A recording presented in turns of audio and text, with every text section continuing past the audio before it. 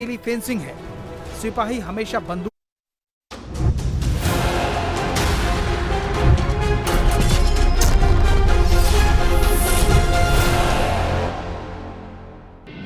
दबेंगे ना झुकेंगे, केवल आगे बढ़ेंगे। साल के ऊपर जितने भी सीनियर सिटीजन्स होते हैं उनके घर को जाकर वो करते हैं, लेकिन यहाँ पर तो ऐसा हो रहा है कि सब चीजें वो तोड़ रहे हैं कि वो दिखाना चाहते हैं वो कितने पावरफुल है। इसमें क्या लिखा है, सत्यमेव जयते, सत्य के लिए हम भी हैं, लेकिन इस किस्म के राष्ट्रीय अन्याय नहीं चलने चाहिए। ये दुरुपयोग एजेंसीज का लोकतंत्र में विपक्ष को कुचलने का काम कर रहे हैं, जो मैं समझता हूँ देश के लिए बड़ा खतरनाक है। आपको लगता है कि केस जो बनाया गया है उसमें मेरिट बनता ही नहीं केस, हैरेसमेंट है, राष्ट्रीय अन्याय है, लोकतंत्र को कुचलने का काम सरकार कर रही है। नमस्कार, आप देख रहे हैं इंडिया टीवी। वक्त हो गया है मुकाबला का। आपके साथ मैं हूं मीनाक्षी जोशी। आज देश में दो बड़ी घटनाएं हुई। एक तरफ देश को पहली आदिवासी महिला राष्ट्रपति मिलने जा रही है, वोटों की गिनती जारी है, 540 सांसदों ने उन्हें वोट दिया है। वहीं दूसरी तरफ देश की सबसे पुरानी, सबसे ऐतिहासिक पार्टी कांग्रेस सड़कों पर उतरी। कांग्रेस के कार्यकर्ता पहली आदिवासी महिला राष्ट्रपति मिलने की खुशी नहीं मना रही है, वो अपनी महिला अध्यक्ष सोनिया गांधी के समर्थन में विरोध प्रदर्शन कर रही हैं। नेशनल हेराल्ड के इस मामले में सोनिया गांधी पर गंभीर आरोप हैं। आरोप भ्रष्टाचार से जुड़े हुए हैं, लेकिन इन आरोपों के खिलाफ हाईकोर्ट से सुप्रीम कोर्ट तक जाने के बावजूद जिन्हें राहत नहीं मिली, तब कोर्ट के सामने सरेंडर किया और जमानत पर रिहा हुई। लेकिन आज इन्फोर्समेंट डायरेक्टरेट ने जब उन्हें पूछताछ के लिए बुलाया तो कांग्रेस कहती है ये तो बीजेपी की राजनीतिक चाल है, यह प्रतिशोध की राजनीति है, यह हैरेसमेंट है। सोनिया गांधी निर्दोष है। सोनिया गांधी से ईडी की जांच, ये लोकतंत्र को कुचलने की एक साजिश है। सोनिया गांधी से ईडी की आज की पूछताछ खत्म हो गई है। ईडी ने सोनिया गांधी से आज 2 घंटे तक लगातार पूछताछ की। बड़ी खबर यह है कि सोमवार को भी उन्हें ईडी के सामने समन होना पड़ेगा, पूछताछ हो सकती है। अब सवाल यह है कि जब सोनिया गांधी जमानत पर हैं तो उन्हें अदालत के फैसले से पहले कांग्रेस निर्दोष कैसे कह रही है? यह तो जांच का विषय है। देश के संविधान और कानून के हिसाब से यह पूछताछ हो रही है, तो फिर यह गलत कैसे हो गई? क्या सोनिया गांधी संविधान से बड़ी हैं?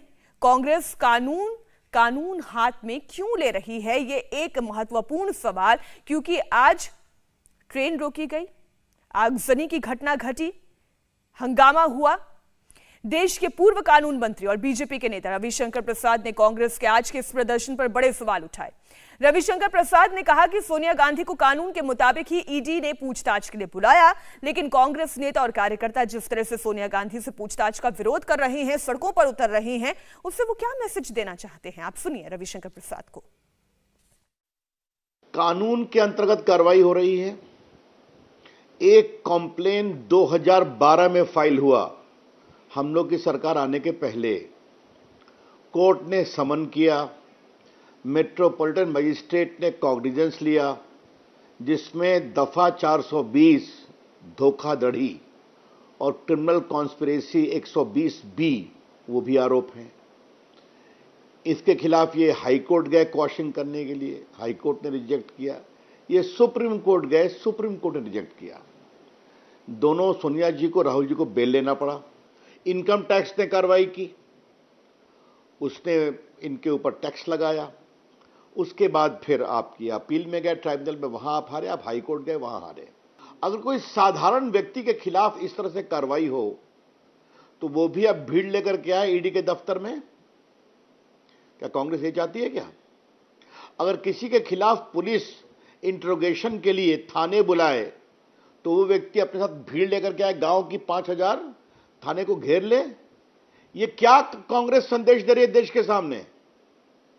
ये बड़े सवाल हैं। लेकिन राजस्थान के मुख्यमंत्री और कांग्रेस नेता अशोक गहलोत सोनिया गांधी को पूरी तरह पाक साफ बता रहे हैं। अशोक गहलोत ने कहा कि सोनिया गांधी को जानबूझकर बदनाम किया जा रहा है। अशोक गहलोत बोले कि सोनिया के खिलाफ मनी लॉन्ड्रिंग और ईडी का कोई केस बनता ही नहीं है। जांच एजेंसी अगर पूछताछ करना चाहती है तो आप सब काम करे, वो अपना काम करे, हम अपना काम करें। हमें कम से कम कहने का अधिकार है। ये केस बनता ही नहीं है ईडी का, मनी लॉन्ड्रिंग कहीं हुई नहीं है, ₹1 सोनिया गांधी राहुल गांधी अपने घर लिया नहीं सकते हैं, नॉन प्रॉफिटेबल एक कंपनी है, तो फिर इस प्रकार का किस प्रकार से केस बनाए झूठे और इस प्रकार से ये बदनाम कर रहे हैं और बयानबाजी कर रहे हैं। तो आपको लगता है कि केस जो बनाया गया है उसमें नहीं, बनता ही नहीं केस, ईडी का केस बनता ही नहीं है। तो मुकाबला में आज कुछ अहम सवाल हम उठाएंगे। पहला सवाल तो यही, क्या सोनिया गांधी, कांग्रेस अध्यक्ष सोनिया गांधी कानून से ऊपर हैं? क्या उनसे ईडी पूछताछ नहीं कर सकती? क्या सोनिया गांधी संविधान से बढ़ी है? तीसरा सवाल, क्या देश का कानून कांग्रेस के हिसाब से चलेगा? क्योंकि यह मामला तो इस वक्त जांच के दायरे में है, उससे पहले ही क्लीन चिट कांग्रेस कैसे दे सकती है? अगर सोनिया गांधी निर्दोष है तो कोर्ट ने उन्हें राहत क्यों नहीं दी? High court, supreme court, bail पर वो रिहा है। कोर्ट से राहत ना मिलने पर ईडी की पूछताछ का विरोध करना, कांग्रेस का सड़क पर उतरकर संसद का अपमान करना क्या नहीं है? और सवाल यह भी, बीजेपी की राजनीतिक चाल कहकर क्या कोई सच भी छिपाया जा रहा है? इन सवालों का जवाब आज ढूंढने की कोशिश करेंगे। और सवाल भारतीय जनता पार्टी से भी होगा, जो आरोप बार बार ईडी की कार्यप्रणाली को लेकर लगाए जा रहे हैं कि क्या वाकई में ईडी का दुरुपयोग किया जा रहा है। अभय दुबे जी हमारे साथ जुड़ गए कांग्रेस पार्टी की ओर से पक्ष रखने के लिए। स्वागत अभय जी आपका। शहजाद पूनावाला हमारे साथ बीजेपी की ओर से जुड़ गए। शहजाद जी आपका भी बहुत स्वागत। आज बड़े बड़े आरोप लगाए गए हैं भारतीय जनता पार्टी पर। सोनिया गांधी से पूछताछ करके आप हैरेसमेंट कर रहे हैं, यह पर्पसफुली किया जा रहा है, मल्लिकार्जुन खड़गे ने कहा। प्रतिशोध की राजनीति में जल रही है बीजेपी, रणदीप सुरजेवाला ने कहा। लोकतंत्र को दबाने की, कुचलने की कोशिश हो रही है, शशि थरूर ने कहा। और पूरी कांग्रेस पार्टी आज सोनिया गांधी के साथ खड़ी है। देखिए, मैं तो हमेशा कहता हूं मीनाक्षी जी, आपके पास, मेरे पास Aadhaar card, ration card, PAN card होता है, ये अभय जी के पास एक विक्टिमहुड कार्ड है। और जब भी इन पर कार्रवाई कानून की तरफ से होती है, तब परिवार तंत्र में विश्वास रखने वाले लोग जो है लोकतंत्र को गाली देना शुरू कर देते हैं। आज भी तो आपने देखा होगा ना, अधीर रंजन चौधरी ने क्या कहा ईडी के विषय में? उन्होंने कहा इडियट है। ये संस्थाओं का करो अपमान, यही कांग्रेस की पहचान। संसद का अपमान, सेना का अपमान, भारतीय लोकतंत्र का विदेश जाकर अपमान, तो ये तो इनका कैरेक्टर है। परंतु मैं आपको बताना चाहता हूं, देखिए, महात्मा गांधी जी के पावन सत्याग्रह का भी नाम धूमिल कर रहे हैं। ये सत्याग्रह है, ये हत्याग्रह है। हिंसा बंगलुरु में हुई, असम में झड़प हुई। ये पिछली बार जब ईडी के सामने राहुल गांधी साइलेंट थे, इनके कांग्रेस के कार्यकर्ता पूरे वायलेंट थे। इन्होंने थूका महिला कर्मचारी पर, इन्होंने कॉलर पकड़ लिया था रेणुका चौधरी ने। आपको याद होगा कि एक असम में तो पुलिस वाले को पीटने का काम किया था। तो ये तो हत्याग्रह और दुराग्रह, और ये दुराग्रह क्यों किया जा रहा है, इसको समझने का विषय बहुत महत्वपूर्ण है। ये मेरे पास कोर्ट का वो आदेश है। कोर्ट के आदेश में, जो यूपीए की सरकार थी तब ये कोर्ट का आदेश आया कि यंग इंडियंस एक स्पेशल पर्पस व्हीकल है, 50 लाख डालकर 2000 करोड़ की संपत्ति इस परिवार ने हड़पी है। वो सार्वजनिक संपत्ति थी, वो संपत्ति हमारे फ्रीडम फाइटर्स की थी। कोर्ट का आदेश है।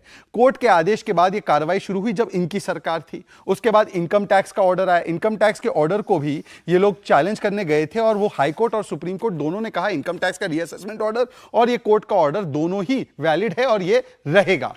अब ईडी कार्रवाई कर रही है, तो ये ईडी की कार्रवाई पर सवाल उठा रहे हैं। मैं इनसे पूछ रहा हूं कि इतने वर्ष हो गए, अगर ये लोग पाक साफ है तो इन्होंने ईडी से एक भी जो ये विद्वेषपूर्ण कार्रवाई है ऐसा आदेश क्यों नहीं ले आए, किसी भी कोर्ट ऑफ लॉ से खारिज करवा देते। दूसरी बात मैं इनसे पूछना चाहता हूं कि आज मुझे बताइए कि क्या कोई राजा है, क्या कोई रानी है? अगर ईडी की कार्रवाई हो रही है, कोर्ट सम्मत हो रही है, संविधान सम्मत हो रही है, तो उसमें जाइए, कोऑपरेट कीजिए। एक उदाहरण है प्रधानमंत्री मोदी का, जब वो मुख्यमंत्री थे, एसआईटी की जांच थी, हालांकि वो पूरी विछन थी और वो आज साबित हो चुका है, चलिए वो अलग विषय है। परंतु जिस प्रकार से एक भी बीजेपी का कार्यकर्ता किसी एजेंसी को इडियट नहीं कह रहा था, एक भी बीजेपी का कार्यकर्ता सड़कों पर आकर कॉन्फ्रंटेशन, इंसल्ट, इंटरफेरेंस, इंपोजिशन नहीं कर रहा था, परंतु आज कांग्रेस पार्टी भ्रष्टाचार बचाओ आंदोलन, इसलिए मैं कहता हूं शक्ति प्रदर्शन नहीं, ये भ्रष्टाचार का भक्ति प्रदर्शन है और इसीलिए सारी चीजें हो रही है। अभय जी, ये एक कानूनी जांच है, क्यों नहीं कानूनी दायरे में रहकर इस जांच को पूरा होने दिया जाए? बीजेपी आरोप लगाती है कि ये सत्याग्रह नहीं दुराग्रह है। क्या देश से ऊपर, संविधान से ऊपर, कानून से ऊपर है? क्या सोनिया गांधी से ईडी पूछताछ नहीं कर सकती? जवाब दें। पहली बात तो मैं आपके थोड़े से वक्तव्य को ठीक कर दूं, जो आपने, मुझे लगता है, कांग्रेस पार्टी के प्रति पूर्वाग्रह रखकर बोला है। आपने कहा कि देश की राष्ट्रपति चुने जाने का उत्सव नहीं मना रही, किसी ने कहा आपको ऐसा? कांग्रेस पार्टी के किसी नेता ने? नहीं सर, उत्सव अगर मना रही है तो बता दीजिए मुझे कहीं पर। इसने इनकार मैं वो किया तस्वीरें भी दिखा देती हूँ सर। मुझे बताइए, किसी ने इनकार किया? कोई कांग्रेस पार्टी के नेता ने आपके शो में ये कहा कि हम उनका विरोध करते हैं, उनकी जीत का विरोध करते हैं? क्या बात करती हैं? एक बात। दूसरी बात, मैं तथ्यात्मक रूप से ये बात रखना चाहता हूं। आजादी के आंदोलन के लिए आजादी के प्रणेता महात्मा गांधी, पंडित जवाहरलाल नेहरू, वल्लभ भाई पटेल ने अंग्रेजी हुकूमत की बुनियाद हिलाने के लिए जिस अखबार को प्रारंभ किया था 1938 में, जिसे 42 से लेकर 45 तक बर्तानिया की हुकूमत ने प्रतिबंधित कर दिया डर के मारे, उस अखबार से, उस आजादी के आंदोलन से वो लोग प्रतिशोध लेना चाहते हैं जिनका आजादी में कोई योगदान नहीं रहा, जो अंग्रेजों के पिट्ठू तब भी थे और आज भी बने हुए हैं। मेरे 5 सवाल हैं।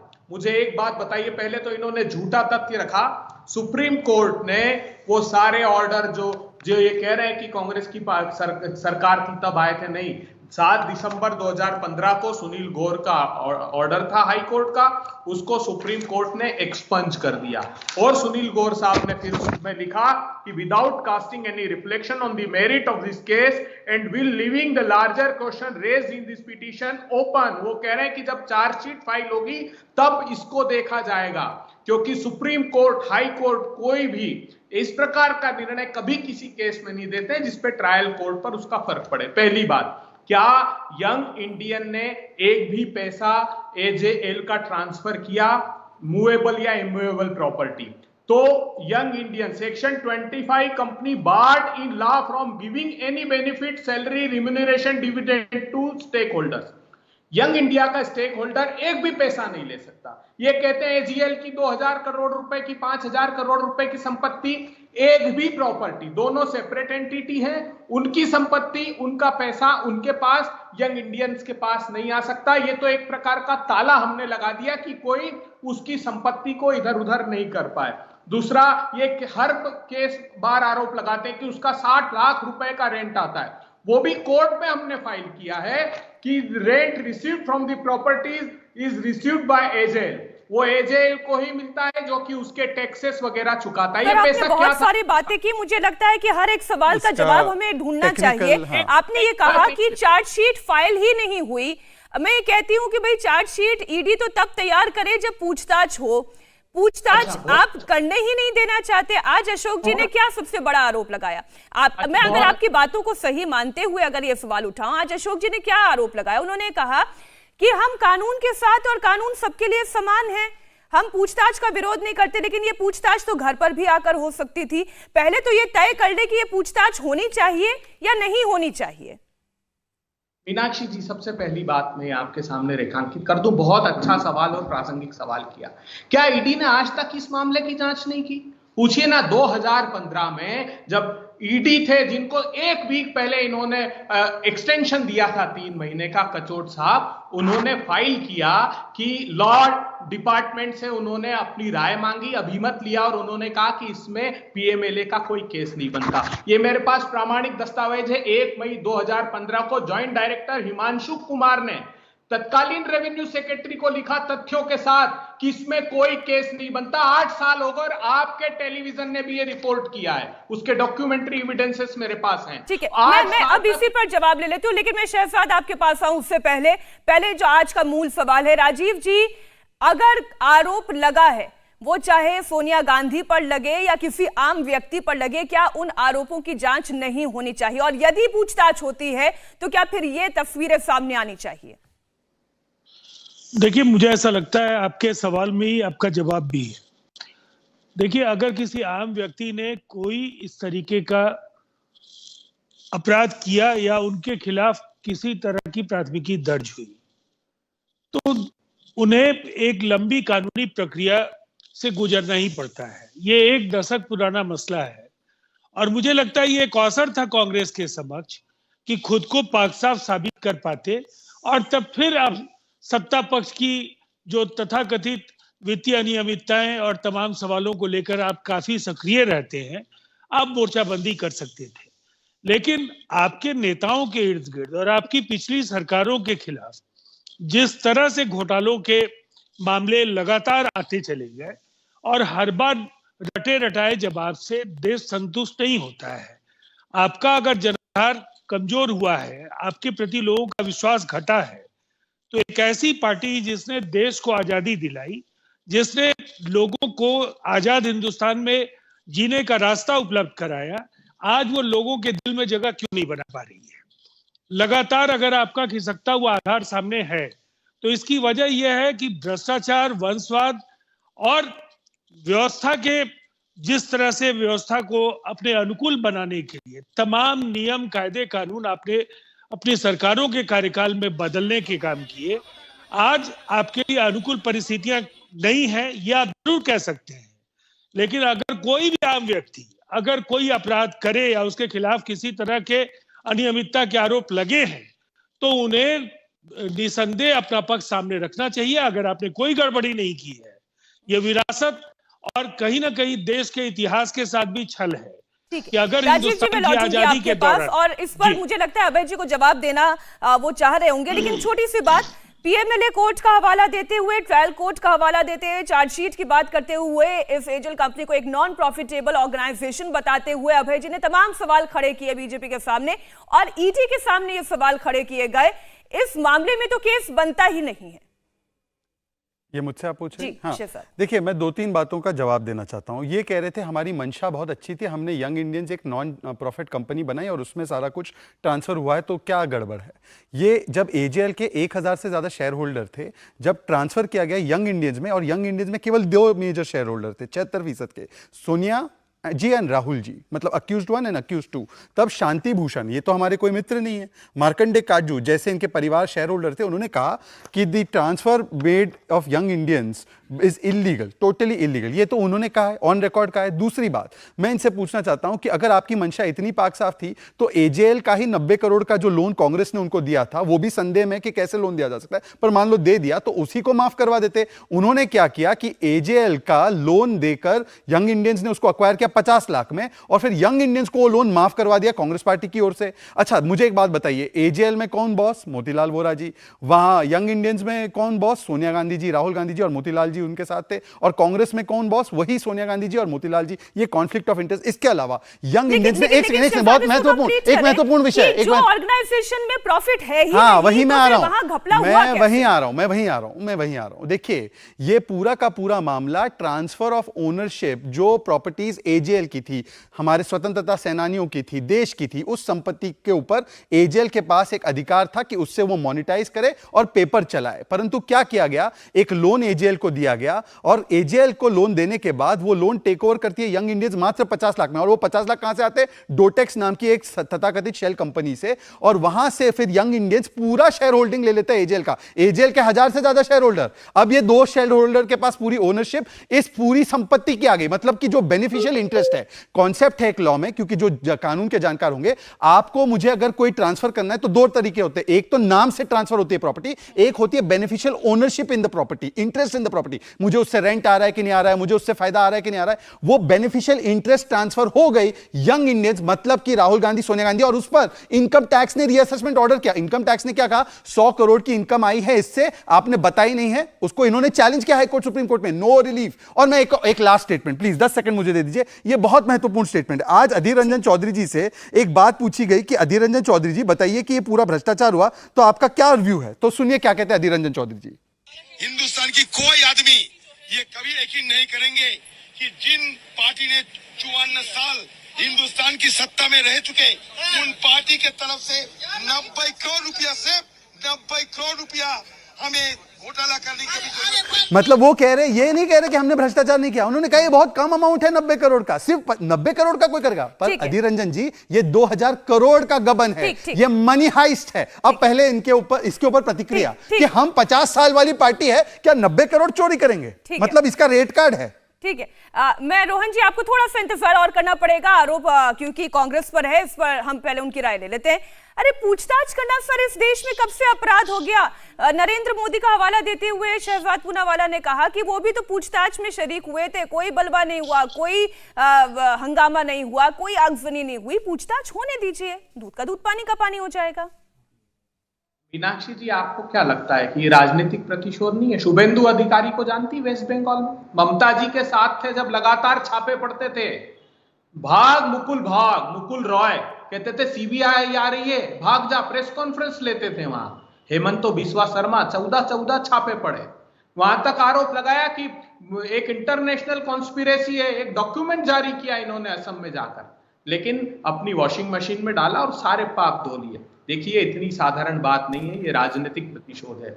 मैं सिलसिलेवार 4 उत्तर देना चाहता हूं। एक उदाहरण बता दीजिए कि एजेएल की कोई प्रॉपर्टी वाईआई के शेयर होल्डर्स को मिली हो। नहीं, हो ही नहीं सकता, ये कानून ही नहीं, दोनों सेपरेट एंटिटी हैं।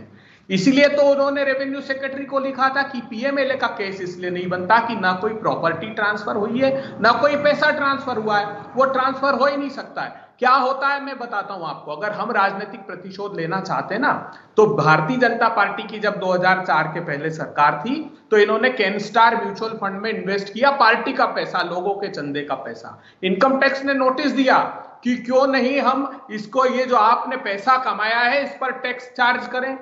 ये कानून लेकर आए रिट्रोस्पेक्टिव इफेक्ट से। इन्होंने कहा था कि ये इनकम फ्रॉम अदर सोर्सेस मान लीजिए क्योंकि सेक्शन 13 का एग्जम्पशन मिल जाएगा। ये कानून लेकर आए बाकायदा और उसको रिट्रोस्पेक्टिव इफेक्ट से, भूतलक्षी प्रभावों से लागू कर दिया। हम चाहते तो हम भी प्रतिशोध की आग में जलते, हम भी कह देते। इन्होंने इतना ही नहीं, इलेक्शन कमीशन ऑफ इंडिया के पास गए कि ये जो 100 करोड़ रुपए का लोन है इसके आधार पर इस पार्टी की मान्यता समाप्त कर दी है। Full bench election commission of India की बैठी और उसने निर्णय दिया कि पीपल्स रिप्रेजेंटेशन एक्ट 1952 के प्रोविजन के आधार पर ये जायज है, इसमें कोई आपत्तिजनक बात नहीं है। ना तो एक पैसा किसी को ट्रांसफर हुआ, और ये कह रहे हैं ना इन्होंने बैलेंस शीट क्या इसीलिए आप ये चाहते हैं सोनिया गांधी से पूछताछ ना हो? आखिरी बात देखिए, ये कहते हैं कि एजेएल ने तो बैलेंस शीट इन्होंने रखी है कोर्ट में, जो कि घाटे की बैलेंस शीट है। ना तो कोई बैंक लोन दे सकती और सारी अचल संपत्ति सरकारी है, उसको मॉर्गेज करके भी लोन नहीं ले सकते। और डेट को जब इक्विटी में कन्वर्ट करना होता है तो यही तरीका अडॉप्ट किया जाता है। मैं आश्वस्त हूं, कितना भी भारतीय जनता पार्टी की सरकार दबाव बना ले, निपाक साफ सर, लेकिन मैं फिर आपसे कह रही हूं, चाहे वो प्रतिशोध की राजनीति में कर रहे हो या फिर आपने प्रतिशोध की राजनीति ना की हो, तब भी जनता तो ये जानना चाहती है ना कि पूछताछ क्या इतना बड़ा इस देश में गुनाह हो गया, अपराध हो गया है कि गाड़ियों को आग लगा दी जाएगी, सारी की सारी जनता सड़क पर आ जाएगी, संसद ठप हो जाएगी, चर्चा नहीं होगी। पूर्व ईडी डायरेक्टर सत्येंद्र सिंह जी भी हमारे साथ जुड़ गए हैं। बहुत स्वागत सर आपका भी। मैं आती हूँ आपके पास रोहन जी, लेकिन उससे पहले ये कौन सा साबुन है जो अभय जी अभी कह रहे थे कि ये कौन सा साबुन है भारतीय जनता पार्टी के पास, जो जैसे मुकुल रॉय उनकी पार्टी में जाते हैं सारे दाग धुल जाते हैं, वरना तो ईडी के सीबीआई के चक्कर वो भी लगा रहे थे। नहीं मीनाक्षी, देखिए जो सबसे महत्वपूर्ण बात यह है कि 2008 की अखबार नेशनल हेराल्ड का एसोसिएटेड जर्नल का जो एजेएल का केस है, वो तब तक तो 2008 यूपीए 1 और यूपीए 2 की सरकार थी जब वो डिफंक्ट हुआ। तो 2010 में अगर ऑर्गेनाइजेशन कंपनी बनी है, फ्लोट हुई है यंग इंडियन, जहाँ पे मिसेस गांधी, ऑस्कर फर्नांडिस और काफी सारे लोग उसके अंदर आते हैं, और सिर्फ 5 लाख की मात्र शेयर कैपिटल से आप स्टार्ट करते हैं कंपनी, और उसके बाद कोलकाता बेस्ड शेल कंपनी आपको लोन ट्रांसफर करती है। तो उसकी प्रोब जो है वो तो जायज ही है, क्योंकि एक शेल कंपनी है जहां से मनी ट्रांसफर हो रहा है। मैं ये नहीं कह रहा कि गलत है या वो सही है, वो तो प्रोब ही बता सकती है। लेकिन अगर एक ट्रांजैक्शन हुई है, उस ट्रांजैक्शन को तो प्रोब करना ईडी का फर्ज बनता है। और इनकम टैक्स ने अपनी कंप्लेन में ये भी दाखिल किया है, जहां पे ये बताया है कि 65 करोड़ का जो टोटल जमीन है एजेएल के नाम की, वो ट्रांसफर हुई उसके अंदर, जिसको अटैचमेंट करनी पड़ गई क्योंकि कंपनी की ट्रांजैक्शन प्रूव नहीं हो पा रही है कि वो पैसा आया कहां से है। और तीसरी बात ये कि 2017 का जो असेसमेंट ऑर्डर है इनकम टैक्स का, उसमें तो दिल्ली हाई कोर्ट के सामने वो चार्जेस प्रोड्यूस किए गए, जिसमें ये हाई कोर्ट ने कहा है वैलिडेट करते हुए कि इनकम टैक्स को रिटर्न्स चेक करने पड़ेंगे मिसेस गांधी के भी और राहुल जी के भी, कि वो क्योंकि वो मेजोरिटी शेयर होल्डर्स हैं यंग इंडियन के। तो जहां तक प्रोब का सवाल है, वो तो एक जायज प्रोब है। ये भी एक बात है कि कितनी बारी ईडी और उनको बुला रही है, वो क्वेश्चनेबल जरूर हो सकता है कि एक ही बारी में प्रोब खत्म हो सकती है, 2 बारी में, 3 बारी में। लेकिन प्रोब को रोकना और प्रोब के लिए प्रोटेस्ट करना, वो मुझे लगता है कि बहुत इलीगल चीज है और एक अनलॉफुल चीज है जहां पे आप प्रोब को रोक रहे हैं। क्योंकि सेक्शन 25 के तहत यंग इंडियन की फॉर्मेशन हुई, जहां पे उनको एग्जेम्पशन दी गई थी कि टैक्स नहीं आप पे कर सकते, क्योंकि चैरिटेबल नॉन प्रॉफिट ऑर्गेनाइजेशन दिखाया गया। और अगर उससे आप एजेएल की प्रॉपर्टीज को एक्वायर कर लेते, इतनी प्राइम प्रॉपर्टीज जहाँ पे इवन की एक पासपोर्ट का ऑफिस भी है बहादुर शाह जफर मार्ग दिल्ली में। तो अगर इतनी प्राइम प्रॉपर्टीज हैं उसके अंदर जो कि ट्रांसफर हो गई यंग इंडियन की, तो प्रोब तो होगी ही होगी। ये जरूर कांग्रेस ऑब्जेक्ट कर सकती है कि कितनी बारी बुलाया, कितनी बार होगी और कितने साल तक होगी। सर 8 साल हो गए इस केस को चलते हुए। और सत्येंद्र सिंह जी, बात यही है कि अब आरोप लेजिटिमेट है या इलेजिटिमेट है, ये तो तभी तय होगा जब जांच पूरी होगी, मामला कोर्ट में जाएगा, कोर्ट में बहस होगी। लेकिन 8 साल तक लंबी जांच, ईडी को इसलिए सवालों के दायरे में लाया जा रहा है कि ईडी इस वक्त सरकार के इशारे पर काम कर रही है। 8 साल तक जांच में समय। जी मीनाक्षी, देखिए 8 साल तक जांच, आरोप लगाना तो बहुत ही आसान है, लेकिन क्या ईडी एक ही मामले की जांच कर रही है? ईडी बहुत से मामलों की जांच कर रही है, लेकिन ये मामला क्योंकि थोड़ा लाइमलाइट में है, इसलिए आप सब लोगों की नजर इस पर। सबसे पहले मैं आपको एक चीज बताना चाहूंगा। आप सुन पा रहे हैं मुझे? जी जी बिल्कुल सर। मैं आपको ये बताना चाहूंगा कि हर आदमी, ये पब्लिक परसेप्शन है कि ईडी का मतलब पता नहीं कितनी बड़ी एजेंसी है। क्या आप जानते हैं कि ईडी की टोटल स्ट्रेंथ क्या है आज? अराउंड 1600, जिसमें कि आपके सिपाही तक इंक्लूड है। तो इन्वेस्टिगेटर्स कितने होंगे? और सिर्फ एक ही मामला नहीं है ईडी के पास, बहुत सारे मामले हैं, तो समय लगता है। दूसरी बात है कि हाई प्रोफाइल केसेज हैं और पीएमएलए से रिलेटेड है। तो पीएमएलए में सबसे पहली चीज है मनी की ट्रेल को इस्टेब्लिश करना। उसके लिए बहुत से डॉक्यूमेंट देखने पड़ते हैं, खंगालने पड़ते हैं। ये कोई साधारण केस नहीं है कि भी एक आदमी ने, एक्स ने रुपया लिया, वाई को दे दिया, वाई ने कहा ये यहाँ रखा हुआ है। ऐसा नहीं होता है, क्योंकि वैसे मैं नहीं कहूंगा इसमें अपराध हुआ नहीं हुआ, लेकिन जो भी ये फाइनेंशियल ट्रांजेक्शन्स लोग करते हैं, इनके पास बहुत ही एक्सपर्ट लोगों की राय होती है, बड़े बड़े चार्टर्ड अकाउंटेंट्स, वकील, सभी लोग, और ये उनकी राय से काम करते हैं कि कैसे इस सिस्टम, किसी भी सिस्टम के लूप होल को यूज किया जाए। मेरा ये कहना है, इसलिए भी समय लगता है, स्टाफ भी कम है, इसलिए भी समय लगता है। सर मैं आपको बीच में रोकना चाहूंगी, राष्ट्रपति चुनाव के नतीजों का ऐलान हो रहा है, लाइव तस्वीरें। So far is 1886 valid votes valued at 6,73,175, out of which Shrimati Draupadi Murmu gets 1349 votes valued at 483,299. 4,83,299, and Shri Yashwant Sinha gets 537 votes valued at 1,89,876 so far.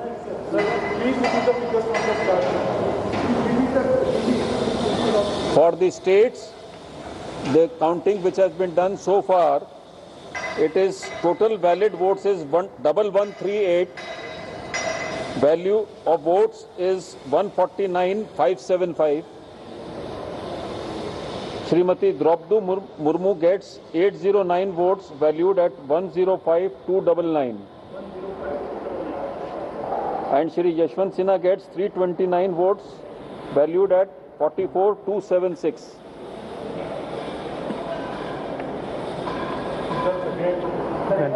Grand total, the total valid votes 1886.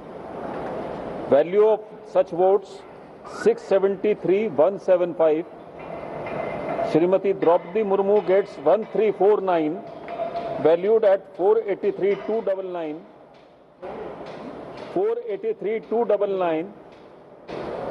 And Shri Yashwant Sinha gets 537 votes, valued at 189,876.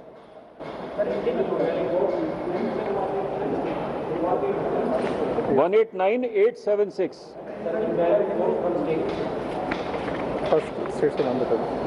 The states which the counting has been done is Andhra Pradesh, Arunachal Pradesh, Assam, Bihar, Chhattisgarh, Goa, Gujarat, Haryana, Himachal Pradesh and Jharkhand.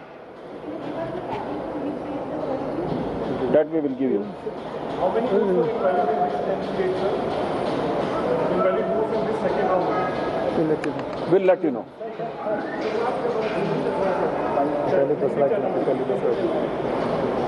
पहले 10 राज्यों की जिनकी अभी गणना हुई है वो 10 राज्य हैं आंध्र प्रदेश, अरुणाचल प्रदेश, आसाम, बिहार, छत्तीसगढ़, गोवा, गुजरात, हरियाणा, हिमाचल प्रदेश और झारखंड। यहाँ पे टोटल जो वैलिड वोट्स मिले हैं वो हैं 1138। उनकी वैल्यू जो है वो है 1,49,575। इनमें से द्रौपदी मुर्मू जी को 809 वोट मिले हैं जिनकी वैल्यू है 1,05,299 और श्री यशवंत सिन्हा जी को 2029 वोट मिले हैं जिनकी वैल्यू है 44,276। 329 और जो पहले आपको सूचना दी गई थी संसद के बारे में उनको अगर मिला लें तो टोटल वैलिड वोट्स हैं 1,886। 1,886 और उनकी वैल्यू है 6,73,175। उसमें से श्रीमती द्रौपदी मुर्मू को मिले हैं 1,349 जिनकी वैल्यू है 4,83,299 और श्री यशवंत सिन्हा जी को मिले हैं 537 वोट जिनकी वैल्यू है 1,79,876। 89। तो इस वक्त की बड़ी खबर आपको बता दें, राष्ट्रपति चुनाव में वोटों की गिनती का दूसरा राउंड खत्म हो गया है और उसके बाद ये ऐलान किया गया 4,83,299 वोट वैल्यू द्रौपदी मुर्मू का और यशवंत सिन्हा का 1,79,876।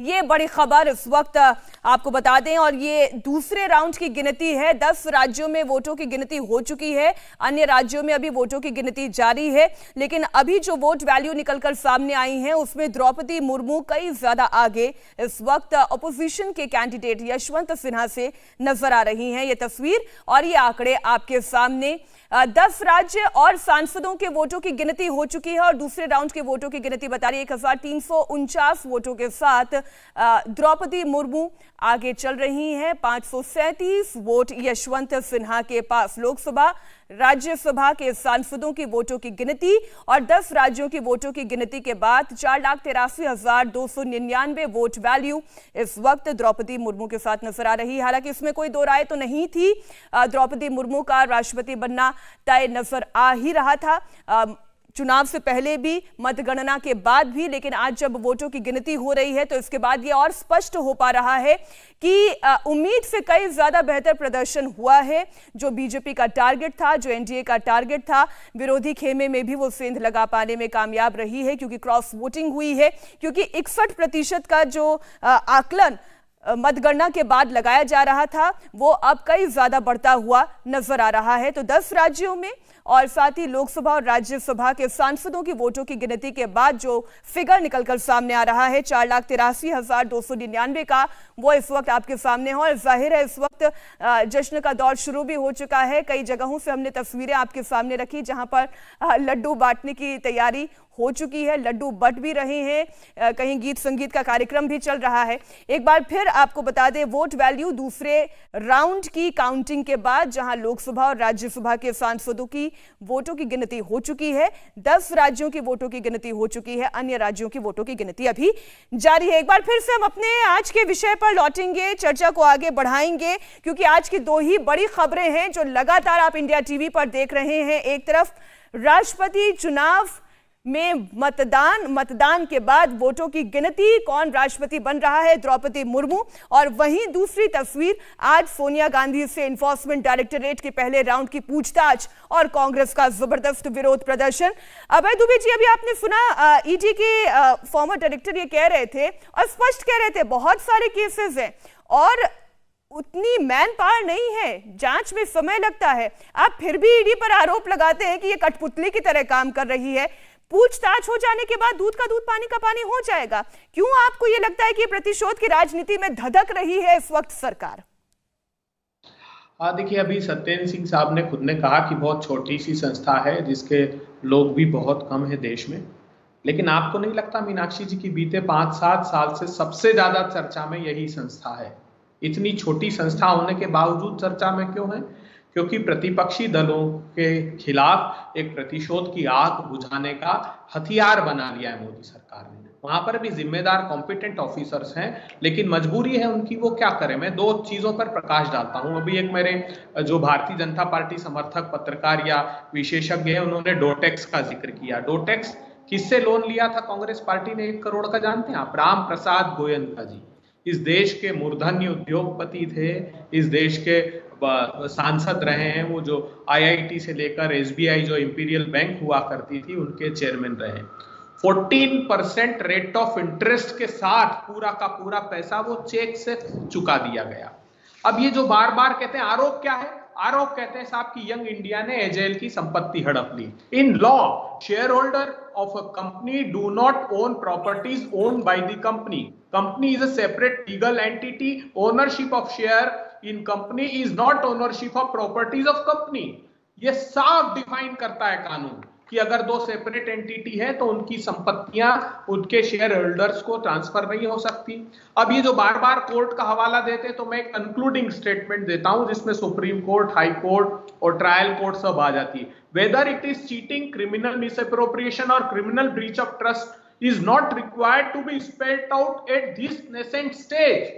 ये हाई कोर्ट ने अपने ऑर्डर में स्पेसिफिकली लिखा और सुप्रीम कोर्ट ने हाई कोर्ट के जो एडवर्स ऑर्डर में जो पैराग्राफ थे उनको एक्सपंज कर दिया कि ये ट्रायल कोर्ट को जब तक चार्जेस फ्रेम नहीं होते केस को वो हम बर्ड आई व्यू से देखते हैं, जबकि ट्रायल कोर्ट में गहन अध्ययन होता है। तो सिर्फ इसी आधार मेरा बहुत महत्वपूर्ण हो जाता है कि कुछ विषयों के ऊपर स्पष्टीकरण देना बहुत महत्वपूर्ण। मुझे लगता है कि एक-एक करके हम बात रखें।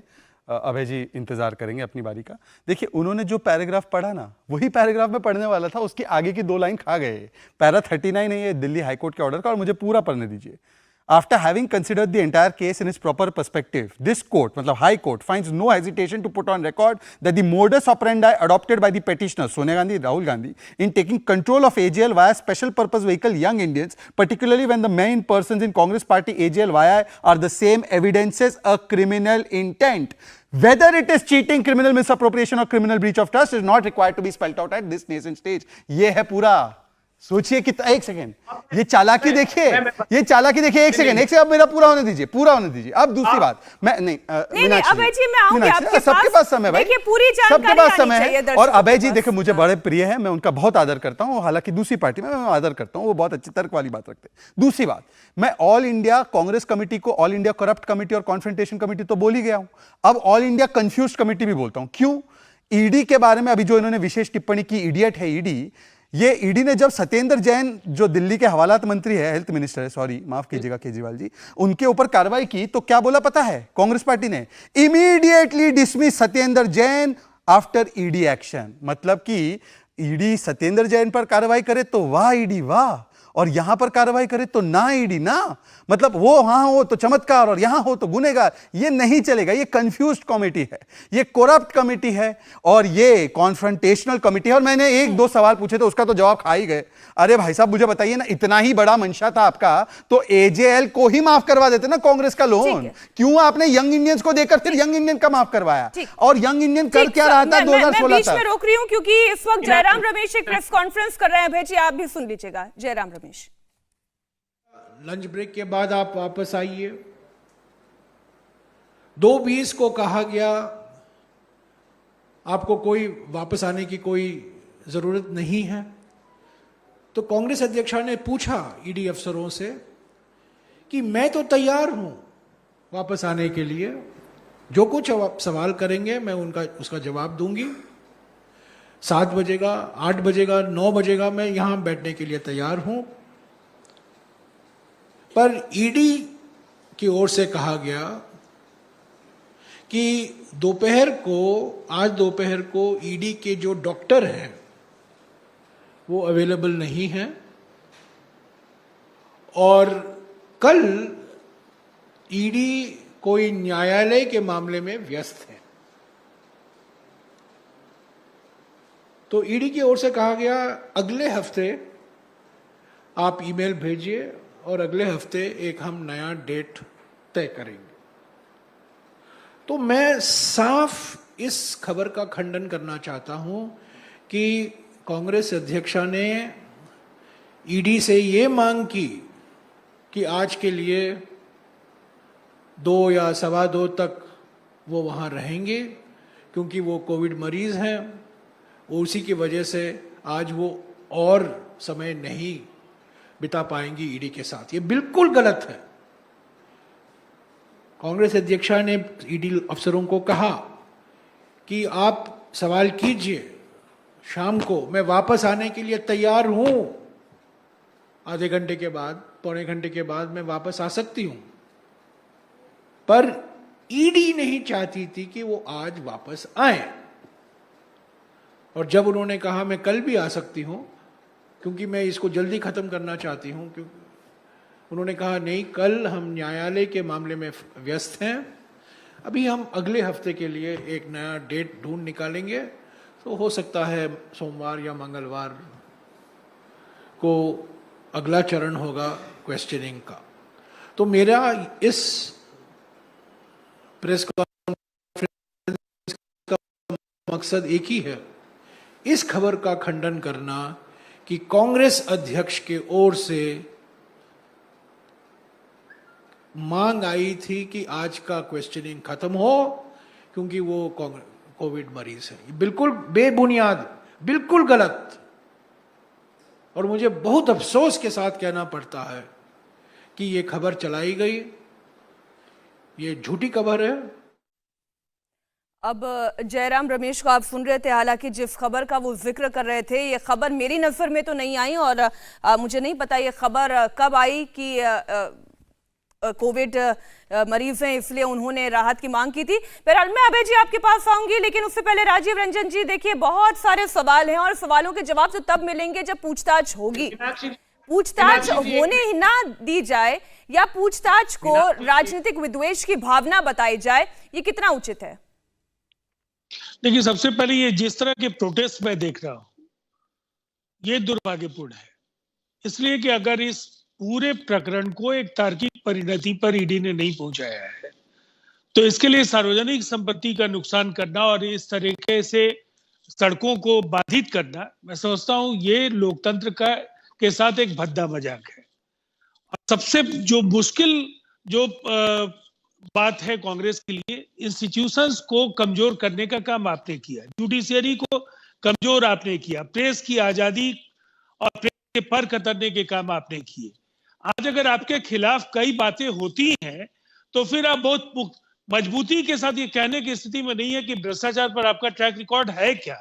आप अगर विक्टिम कार्ड खेलना भी चाहे तो लोगों को यकीन नहीं होता है, इसलिए कि आपके यूपीए की सरकारों में भ्रष्टाचार के असंख्य मामले थे और ये मामला भी कहीं ना कहीं देश के इतिहास और उसकी विरासत से जुड़ा है, इसलिए करोड़ों हिंदुस्तानियों की भावनाएं भी जुड़ी हैं कि अगर ये विरासत है तो फिर इसको एक परिवार विशेष को लेकर के आप इतनी चिंता क्यों कर रहे हैं? अगर किसी ने भी गलती की है तो कांग्रेस को ये मजबूती के साथ स्टैंड लेना चाहिए कि कानून जो भी करेगा हम उनके साथ होंगे। नहीं, ये बात तो ठीक है अभय जी, जो बात राजीव जी अभी कह रहे हैं कि विश्वास तो तभी डगमगा गया था जब ये टिप्पणी आई थी कि सीबीआई पिंजरे का तोता है। वो पिंजरा किसका और वो तोता किसका ये आप भी जानते हैं, विश्वास तो डगमगाया है।